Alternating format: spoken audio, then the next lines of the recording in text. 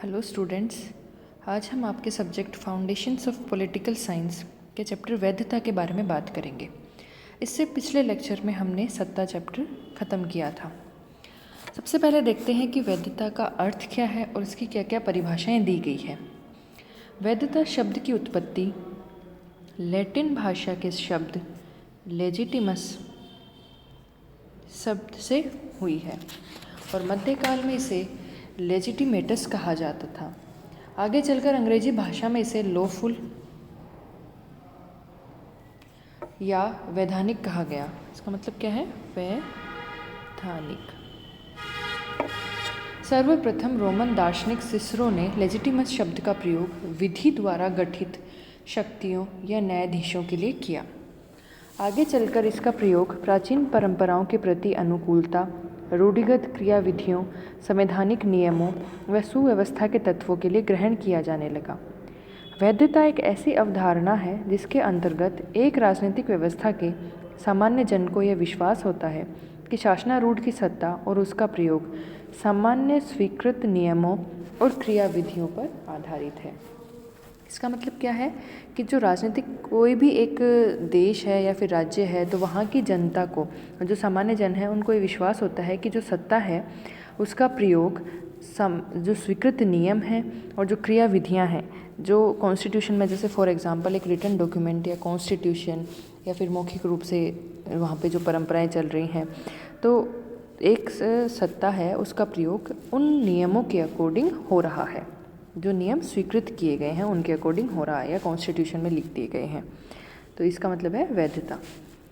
Dolph स्टर्नबर्जर ने इसे शासन शक्ति की नींव माना है। इसके अनुसार शासन को यह चेतना रहती है कि उसे शासन करने का अधिकार है तथा दूसरी ओर शासितों द्वारा उस अधिकार को स्वीकार किया जाता है। अब हम कुछ थिंकर्स ने वैधता की परिभाषाएं दी हैं, वो देखते हैं। पहला, कार्ल जे फेडरिक। इन्होंने क्या कहा? वैधता कानूनों और शासकों के न्याय संगत होने का ऐसा प्रतीक है जो उनकी सत्ता में वृद्धि करता है। ठीक है, इन्होंने कहा कि भाई वैधता है वो ये दिखाता है कि जो कानून है और शासक हैं वो न्याय संगत हैं और इससे उनकी सत्ता में वृद्धि होती है। दूसरा, SM लिपसेट। इन्होंने क्या कहा? वैधता से अभिप्राय व्यवस्था की उस क्षमता से है जिसके द्वारा यह विश्वास उत्पन्न किया और स्थिर रखा जाता है कि प्रचलित राजनीतिक संस्थाएं समाज के लिए सर्वाधिक उचित हैं। यानी legitimacy involves the capacity of the system to engender and maintain the belief that the existing political institutions are the most appropriate ones for the society। मतलब वैधता एक ऐसा साधन है जिसके द्वारा ये दिखाया जाता है कि ये माना जाता है जो एग्जिस्टिंग पॉलिटिकल इंस्टीट्यूशंस हैं ये सोसाइटी के लिए सबसे ज़्यादा अप्रोप्रिएट हैं, ये सोसाइटी के अकॉर्डिंग ही काम कर रही हैं और ये समाज के लिए सर्वाधिक उचित हैं। जीन ब्लॉन्डेल। इन्होंने क्या कहा? इन्होंने कहा कि वैधता से अभिप्राय वह सीमा है जिस सीमा तक लोग उस संगठन को जिससे वे संबंधित हैं बिना पूछताछ के तथा स्वाभाविक रूप से ही स्वीकार करते हैं। सहमति या स्वीकृति का क्षेत्र जितना विशाल होगा उस संगठन का उतना ही अधिक औचित्य होगा। वैधता या औचित्यपूर्ण, वैधता और औचित्य एक ही बात है। ठीक है, तो क्या मतलब है कि भाई जितना ज़्यादा, अब हम कहते हैं ना कि आपके कार्य का औचित्य क्या है, इसका मतलब क्या है कि आप किस बेसिस पर ये कार्य कर रहे हो, इस कार्य को करने से रिजल्ट क्या होंगे। तो सिंपल सा है कि इन्होंने, जीन ब्लॉन्डेल ने कहा कि जिस सीमा तक लोग जिस संगठन से संबंधित हैं उसको बिना पूछताछ के और स्वाभाविक रूप से स्वीकार कर लेते हैं और वो जितनी ज़्यादा सहमति देंगे उस संगठन के लिए उतना ही अधिक वो औचित्यपूर्ण होगा। अब भाई कोई अपन कहते हैं ये कार्य औचित्यपूर्ण है, जैसे प्रिंसिपल, जैसे टीचर, स्कूल का एग्जाम्पल ले लो, फिर कोई ऑर्गेनाइजेशन का एग्जाम्पल ले लो। एक प्रिंसिपल है, कोई ऑर्डर निकालता है कि भाई आपको 10 से 5 बजे तक कॉलेज में रुकना पड़ेगा, टीचर्स को बोलता है। तो टीचर्स पूछते हैं भाई इसकी इस ऑर्डर का औचित्य क्या है, क्यों इसको क्यों बनाया है आपने। तो उस चीज़ के पीछे क्या औचित्य दिया जाता है कि भाई एक तो सरकार ने ये नियम बना रखा है कि टीचर्स को इतनी देर रुकना पड़ेगा, इसलिए मैंने ऑर्डर निकाला। दूसरा, इतनी देर आपकी क्लासेस चलती हैं, आपको बच्चों के बीच में रहना पड़ता है, ये इसका औचित्य है। तो इसके आप 10 से 5 रुक के बच्चों का भला कर सकते हो, ये इसका एंड रिजल्ट होगा। तो ये सब चीज़ें क्या है, उस आदेश के पीछे का औचित्य हैं। तो और जितना ज़्यादा उस आदेश को सहमति मिलेगी कि भाई हाँ सबने स्वीकार कर लिया, बच्चों ने स्वीकार कर लिया, उतना ज़्यादा वो औचित्यपूर्ण कहलाएगा। अब मान लो 10 से 5 का आदेश है, वो टीचर्स भी स्वीकार नहीं करते, बच्चे भी नहीं स्वीकार करते कि भाई हम 10 से 5 तक नहीं रह सकते, हमारा टाइम जैसे 11 से 2 कर दो, तो क्या होगा, उस आदेश की औचित्यपूर्णता धीरे धीरे कम हो जाएगी, क्योंकि उसको मान ही नहीं रहे हैं लोग। तो जितनी ज़्यादा सहमति देंगे, जितना ज़्यादा स्वीकृति होगी आदेश की, उतना ही ज़्यादा वो औचित्यपूर्ण कहलाएगा कि भाई हाँ इस आदेश में दम है, इसको इतने लोग मान रहे हैं। तो यही होता है औचित्य, पूर्णता या फिर वैधता। वैधता की उपयुक्त जो परिभाषाएं मैंने दी, उनसे स्पष्ट है कि वैधता वह सहमति या स्वीकृति है जो लोगों द्वारा राजनीतिक व्यवस्था को प्रदान की जाती है। एक राजनीतिक व्यवस्था है, राजनीतिक व्यवस्था का मतलब क्या है, कोई सरकार, सत्ता एक राज्य में, फिर लोग हैं। अब लोग इस राजनीतिक व्यवस्था को क्या दे रहे हैं, अपनी सहमति दे रहे हैं। राजनीतिक व्यवस्था में क्या आता है, सारे नियम कानून कि भाई किस प्रकार सत्ता होगी, किस प्रकार समाज चलेगा, विधायिका क्या कैसे होगी, कार्यपालिका, न्यायपालिका, तो ये सब राजनीतिक व्यवस्था का एक भाग है। राजनीतिक व्यवस्था इन सब चीज़ों से मिलकर बनती है कि भाई हाँ ये व्यवस्था है।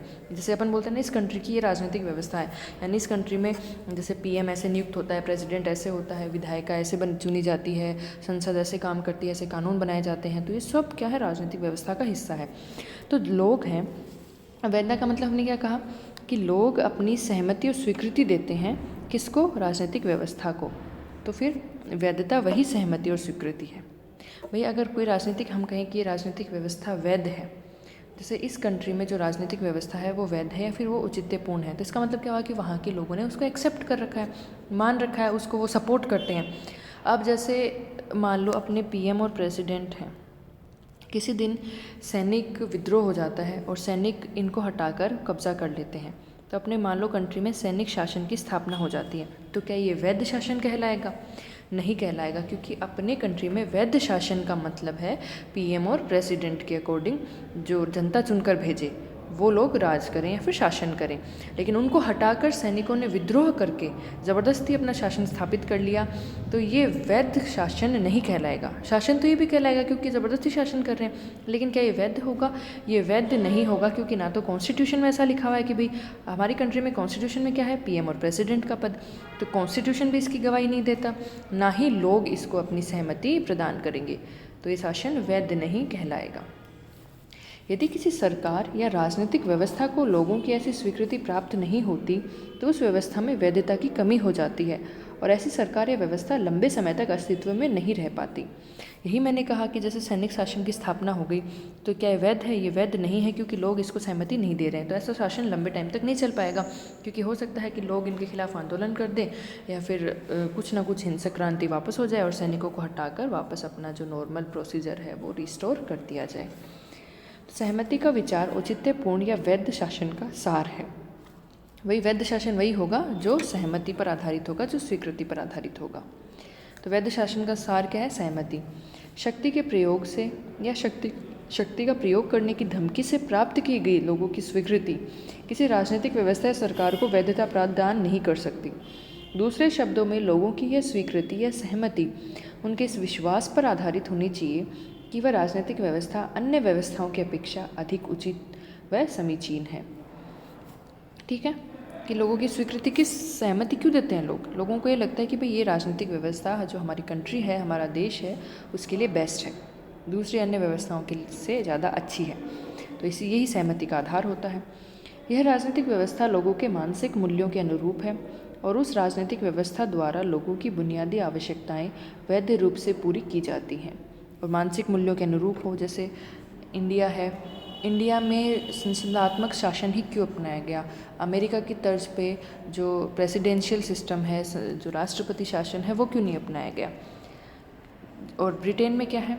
संसदात्मक शासन, यानी वहाँ संसद में लोग चुनकर भेजते हैं, संसद में जो बहुमत दल का नेता होता है वही प्रधानमंत्री बनता है। जबकि अमेरिका में राष्ट्रपति शासन है, वहाँ प्रधानमंत्री पद का नाम ही नहीं है ही नहीं। तो हमारे जो देश है उसमें हमने संसदात्मक व्यवस्था को क्यों अपनाया? इसीलिए अपनाया क्योंकि लोगों की मानसिक मूल्यों के, जो मैंने अभी सेंटेंस यूज़ किया कि जो राजनीतिक व्यवस्था है लोगों के मानसिक मूल्यों के अनुरूप होनी चाहिए, तो लोग मानसिक रूप से संसदात्मक व्यवस्था के लिए तैयार थे। क्यों तैयार थे, ऐसा कैसे पता चला? क्योंकि जो इंडिया था वो एक टाइम पर ब्रिटेन या यूके के अधीन था, तो यहाँ पर ब्रिटेन की तरह संसदात्मक प्रणाली लागू कर दी गई थी। धीरे धीरे इसका विकास हो रहा था। तो जो हमारी कंट्री है, उनके नेताओं ने यही समझा कि भाई जो लोग हैं, इनका एक्सपीरियंस हो चुका है यहाँ संसदात्मक व्यवस्था का, लोगों का मानसिक मूल्य ऐसा, वो प्रिपेयर हैं इस चीज़ के लिए, तो इसलिए संसदात्मक व्यवस्था यहाँ पर लागू की गई, ना कि अमेरिका की तरह प्रेसिडेंशियल सिस्टम लागू किया गया। तो इसलिए जो व्यवस्था है वो लोगों के मानसिक मूल्यों के अनुरूप होनी चाहिए। यदि किसी भय, दबाव या लालसा के कारण लोग राजनीतिक व्यवस्था या सरकार के प्रति सहमति व्यक्त करते हैं, तो हम ये नहीं कह सकते कि उस व्यवस्था को वैधता प्राप्त है। दूसरे शब्दों में, वैधता का स्रोत भय या प्रलोभन के आधार पर प्राप्त की गई स्वीकृति नहीं, अपितु उनके विश्वासों व मूल्यों पर आधारित उनकी स्वैच्छिक स्वीकृति है। अब ये सहमति है, ये स्वैच्छिक होनी चाहिए। ये नहीं है कि आपने डरा धमका के, जैसे मैंने बताया सैनिक शासन की मान लो स्थापना हो जाती है और सैनिक डराते धमकाते हैं, तो लोग कुछ दिन के लिए उनको अपनी सहमति प्रदान कर देंगे, लेकिन क्या वो सच्ची सहमति होगी? नहीं, क्योंकि उन्होंने स्वैच्छिक रूप से वो सहमति उनको नहीं दी, खुद चल के नहीं दी। उनके विश्वास और मूल्य पर आधारित शासन नहीं है, तो ऐसे जो शासन है वो ज़्यादा दिन नहीं चल पाता। इसलिए वैधता का स्रोत क्या है? स्वैच्छिक स्वीकृति होनी चाहिए, ना कि कोई भय या फिर कोई प्रलोभन से दी गई स्वीकृति। संक्षेप में, वैधता सभी प्रकार की राजनीतिक व्यवस्थाओं के लिए अपरिहार्य है। लोकतंत्र की एक अनिवार्य तत्व है। यह एक मनोवैज्ञानिक तत्व है जो शासक व शासित के मध्य एक मूल्य प्रधान विश्वास व सहमति के रूप में प्रकट होता है। जो मैंने बताया कि ये शासक हैं और ये नीचे शासित हैं, ये इनको अपनी सहमति देंगे, तो इसी रूप में ये वैधता चलती है। वैधता का तत्व राज्य की शक्ति को सत्ता में बदलता है। भाई शक्ति है, अब मैंने बताया था शक्ति तो उस शासन में भी थी, सैनिकों का शासन था, तो उसके वैधता में कौन बदलेगा? जो शासन है उसको, शासन की शक्ति को सत्ता में कौन बदलेगा? वैधता। वैधता ही किसी राजनीतिक व्यवस्था को न्याय संगत बनाती है और उसे स्थायित्व प्रदान करती है। भाई अगर वो शासन वैध है तो इसका मतलब वो न्याय संगत है, क्योंकि लोगों ने उसको स्वीकार कर रखा है, और न्याय संगत अगर है तो वो स्थायी भी है, लंबे टाइम तक वो शासन चलेगा। अब हम वैधता की विशेषताएं देख लेते हैं, क्या क्या विशेषताएं हैं। वैधता कोई भौतिक वस्तु नहीं है जिसके निर्धारक तत्व या निर्माणकारी तत्व बतलाए जा सकें, अपितु ये तो एक अवधारणा है, राजनीतिक जीवन की एक स्थिति है जिसकी अपनी कुछ विशेषताएं हैं। वैधता की अवधारणा की विशेषताओं का स्तर और प्रभाव विश्व के समस्त देशों में एक जैसा नहीं हो सकता, अपितु ये विशेषताएं संबंधित देश के लोगों के मानसिक स्तर, राजनीतिक मूल्य, विश्वास, आदतें और उनकी राजनीतिक चेतना की मात्रा पर निर्भर करती हैं। तो इन सब चीज़ों से हम 2-4 सामान्य विशेषताएं बता सकते हैं। जैसे पहली, वैधता की विशेषताएं पढ़ रहे हैं हम। विशाल जन समुदाय की सहमति पर आधारित, जो मैं इतनी देर से बात कर रही हूँ। वैधता विशेष वर्ग के व्यक्तियों की सहमति पर आधारित न होकर विशाल जन समुदाय की सहमति पर आधारित अवधारणा है। कई बार निर्वाचनों के माध्यम से विशाल जन समुदाय की सहमति की अभिव्यक्ति होती है। भाई आजकल जो शासन चुना जाता है वो कैसे चुनती है जनता? वोट देकर। तो वोट देकर अपनी सहमति प्रकट करती है। जैसे चुनाव हुए, उसमें बीजेपी और कांग्रेस 2 पार्टियां खड़ी हैं, दोनों ही दावेदार हैं। अब लोग अपनी सहमति किसको देंगे, ये किस माध्यम से वो डिसाइड करते हैं? वोट देकर। अगर उन्होंने बीजेपी को वोट दिया, इसका मतलब क्या है? उनकी बीजेपी के साथ सहमति है, भाई वो बीजेपी के शासन को स्वीकार कर रहे हैं, स्वीकृति दे रहे हैं अपनी। तो वोट देकर जो है विशाल जन समुदाय है अपनी सहमति प्रकट करता है। तो वैधता की जो अवधारणा है वो सहमति पर आधारित है, और सहमति है ये पूरे जो वोटर्स हैं, जो आम जनता है, सबकी होनी चाहिए। तभी मैंने यहाँ वर्ड विशाल यूज़ किया है। कुछ विशेष वर्गों की सहमति से वैधता प्राप्त नहीं हो जाती। क्यों? अगर मान लो यहाँ कोई शासन है और वो सिर्फ जैसे अमीर घराने के लोगों उसको सपोर्ट कर रहे हैं और वो गरीब जनता के लिए सही नहीं है, तो क्या ये शासन वैध होगा? नहीं होगा, क्योंकि ये शासन कुछ वर्ग के हाथों की कठपुतली कहलाएगा। इसके लिए अपन ये यूज़ करेंगे कि भई ये शासन तो अमीर लोगों के हाथों की कठपुतली है, उन्हीं की बात सुन रहा है, गरीब जनता के लिए तो कुछ कर ही नहीं रहा। तो इसीलिए सारी जनता की सहमति आवश्यक है, ना कि कुछ विशेष वर्ग के लोगों की। अगर कुछ विशेष वर्ग के लोगों की सहमति है तो वो शासन उनकी कठपुतली बनकर रह जाता है। दूसरा, शक्ति को सत्ता में परिवर्तित करने वाली अवधारणा है ये। शक्ति को सत्ता में, भाई शक्ति जैसे मैंने बताया बीजेपी और कांग्रेस दो पार्टियां खड़ी हैं, दोनों के पास ही शक्ति है। शक्ति इन द सेंस कि भाई बीजेपी भी है, अपने कुछ वर्ग के लोगों को प्रभावित कर रही है, कांग्रेस भी है। शक्ति का मतलब अपन ने क्या पढ़ा था कि भाई दूसरे के कार्यों को प्रभावित करना, उनके कार्यों को अपने अकॉर्डिंग करवाना। शक्ति का हमेशा मतलब बल प्रयोग ही नहीं होता। शक्ति का प्रयोग होता है कि आप दूसरे कार्यों को प्रभावित कर रहे हो, उन पर अपना प्रभाव छोड़ रहे हो, उनसे अपने अकॉर्डिंग काम करवा रहे हो, वो आपको सपोर्ट कर रहे हैं, वही भी शक्ति है। तो अब बीजेपी और कांग्रेस दोनों के पास ही शक्ति है, ठीक है। लेकिन जिसके पास वैधता होगी, यानी जिसको लोग सपोर्ट करेंगे, अपनी सहमति देंगे, वही सत्ता में परिवर्तित हो जाएगी। जैसे यहाँ कांग्रेस को मान लो लोगों ने अपनी सहमति दे दी, तो क्या अब ये शासन वैध है, यानी वैधता है इस शासन की, तो ये सत्ता में परिवर्तित हो जाएगी। सत्ता का मुख्य आधार है वैधता, जो मैं स्टार्टिंग से यही बात कर रही हूँ कंटिन्यूअस। वैधता से आच्छादित शक्ति ही सत्ता कहलाती है। किसी भी शक्ति को सत्ता की स्थिति तब प्राप्त होती है जबकि उसे आम जनता की दृष्टि में वैधता को प्राप्त कर लिया हो। भाई इनको ये लगे कि कांग्रेस की शक्ति है वो वैध है, वो सही है, तो इसको सत्ता में चेंज कर देंगे, उसको अपना सपोर्ट दे देंगे। शक्ति या सत्ता में जब तक सहमति का आधार नहीं होता उसे वैध नहीं माना जाता, ठीक है। तो ये दूसरी अवधारणा थी। तीसरी जो वैधता है वो लोगों के मूल्यों और विश्वासों पर आधारित होती है। किसी राजनीतिक व्यवस्था की वैधता इस बात पर निर्भर करती है कि वहाँ के लोग अपने मूल्यों और विश्वासों के आधार पर उस व्यवस्था को किस सीमा तक वैध समझते हैं। कुछ व्यक्तियों ने अपने संकुचित हितों को सामने रखकर रक्त क्रांति या अन्य किसी अवैधानिक साधन द्वारा शासन शक्ति को अपने हाथ में ले लिया है, तो ऐसे व्यक्तियों की शक्ति को लोगों की स्वाभाविक सहमति प्राप्त नहीं हो सकती। इस उदाहरण के लिए 1975 में इलाहाबाद उच्च न्यायालय के निर्णय के बाद समूचे देश में आपातकाल की घोषणा करके श्रीमती इंदिरा गांधी ने जिस शासन तंत्र की स्थापना की वह भारत की जनता के लोकतंत्र व स्वतंत्रता संबंधी मूल्यों के प्रतिकूल था, उसे वैधता प्राप्त नहीं थी। और जैसे ही मार्च 1977 में लोकसभा के निर्वाचन हुए, जनता ने वैधता रहित सरकार को उखाड़ फेंका। इस प्रकार वैधता की अवधारणा में राजनीतिक व्यवस्था की यह क्षमता शामिल है कि वह लोगों में इस विश्वास को उत्पन्न करे और बनाए रखे कि राजनीतिक व्यवस्था और उसके अंतर्गत स्थापित की गई संस्थाएं उनके मूल्य और विश्वासों के अनुरूप हैं। तो जो वैधता है वो मूल्य और विश्वास पर आधारित अवधारणा है। अगर लोग ये विश्वास करेंगे कि राजनीतिक व्यवस्था हमारे लिए अच्छी है तो फिर उसको वैधता प्रदान कर देंगे। जैसे लोगों को अगर विश्वास होगा कि भाई कांग्रेस इस टाइम हमारे लिए अच्छी है, अच्छे काम करेगी, तो लोगों के विश्वास है, लोगों का मूल्य उनके साथ जुड़ा हुआ है। मूल्य मतलब यहाँ पर वैल्यूज़ एंड एथिक्स से है कि भाई जैसे कांग्रेस ऐसे बात करती है, जैसे बीजेपी ने बात की कि हम राम मंदिर बनवाएंगे, तो लोगों के मूल्य फिर उनके साथ जुड़ गए। तो कई तबके के लोगों के, सबके नहीं। तो फिर जब लोगों के मूल्य और विश्वास किसी एक पार्टी मान लो या नेता मान लो या फिर शासन मान लो उसके साथ जुड़ जाते हैं तो फिर वो शासन वैध कहलाता है, फिर उसको वैधता प्रदान कर देते हैं। तो जो वैधता है वो मूल्य और विश्वास पर आधारित होनी चाहिए। जैसे मैंने अभी एग्जांपल दिया था कि इंदिरा गांधी ने आपातकाल लगा दिया था, उस टाइम ज़रूरी नहीं था, तो जनता में आक्रोश आ गया। फिर जैसे ही नेक्स्ट चुनाव हुए जनता ने उस शासन को हटा दिया और दूसरे शासन की स्थापना की, तो क्योंकि वो वैधता रहित हो गया था, लोगों के विश्वास उसमें नहीं रहा था। चौथा, राजनीतिक शक्ति का आधार सार्वजनिक कल्याण। भाई शक्ति का आधार क्या होना चाहिए? सार्वजनिक कल्याण। राजनीतिक शक्ति के धारकों के बारे में जनता की यह भावना कि वे इस शक्ति को उनके भले के लिए प्रयुक्त करते हैं तथा उनमें जनता की आस्था है, इसकी वैधता की कसौटी है।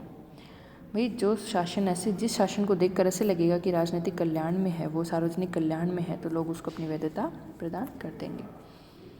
राजनीतिक व्यवस्थाओं में नेताओं का यह प्रयास रहता है कि समाज में विद्यमान विभिन्न संघर्षों के समाधान के लिए सरकारी शक्ति का प्रयोग किए जाने पर उसका आधार यथासंभव हिंसा, दमन या दंड का व्यय न होकर ये विश्वास हो कि यह सब जनता के हित के लिए आवश्यक ही नहीं, अनिवार्य है। अतः शासकों में जनता का सहज विश्वास ही राजनीतिक व्यवस्था को औचित्य प्रदान करता है। यही कारण है कि हर राजनीतिक व्यवस्था में राजनीतिक शक्ति के धारक इस शक्ति का इस तरह प्रयोग करते हैं जिससे जनता की आस्था उसमें बनी रहे। भाई वो शक्ति का प्रयोग ऐसे करते हैं कि जनता उनको ये माने कि ये शक्ति का प्रयोग बिल्कुल सही है, अनिवार्य, ऐसा ज़रूरी है। यही कारण है कि तानाशाही व्यवस्थाओं में सैनिक तानाशाहों द्वारा भी चुनाव करवाना, विधायिका और न्यायपालिका को बनाए रखना इत्यादि ये सब राजनीतिक शक्ति को वैधता प्रस्थापित करने के लिए ही किया जाता है। इस प्रकार वैधता की अवधारणा मुख्यतया जनसहमति पर आधारित है और वैधता वह गुण है जो शक्ति को सत्ता में परिवर्तित करता है। भाई शक्ति किसी भी पार्टी के पास हो सकती है, लेकिन वो सत्ता में तब आएगी जिस पार्टी या जिस आदमी की शक्ति सत्ता में तब परिवर्तित होगी जब लोग उसको वैधता प्रदान कर देंगे। और वैसे भी सत्ता के पीछे है वो वैधता छुपी होती है, क्योंकि जो शासन वैध नहीं होगा, जो सत्ता वैध नहीं होगी, वो ज़्यादा दिन नहीं चलेगी। ठीक है, किसी राजनीतिक व्यवस्था की वैधता इस बात पर निर्भर करती है कि उसकी कार्य प्रणाली और स्वरूप संबंध लोगों के मूल्यों और विश्वासों के अनुकूल है या फिर प्रतिकूल। अनुकूल है तब तो वो चलेगी राजनीतिक व्यवस्था, प्रतिकूल है तो नहीं चलेगी। हर राजनीतिक व्यवस्था का यह प्रयास रहता है कि वह वैधता से भरी रहे, जनता उसकी सत्ता को स्वीकार करे और उसके आदेशों का स्वाभाविक रूप से पालन करे। जनता को डंडे के जोर पर कोई भी शासक लंबी अवधि तक नियंत्रित नहीं रख सकता, इसलिए राजनीतिक व्यवस्था वैधता के आधार पर ही सुव्यवस्थित और स्थिर रह सकती है। तो यही अवैधता की कुछ विशेषताएं थी। नेक्स्ट लेक्चर में हम वैधता का संकट देखेंगे, यानी क्राइसिस ऑफ लेजिटिमेसी।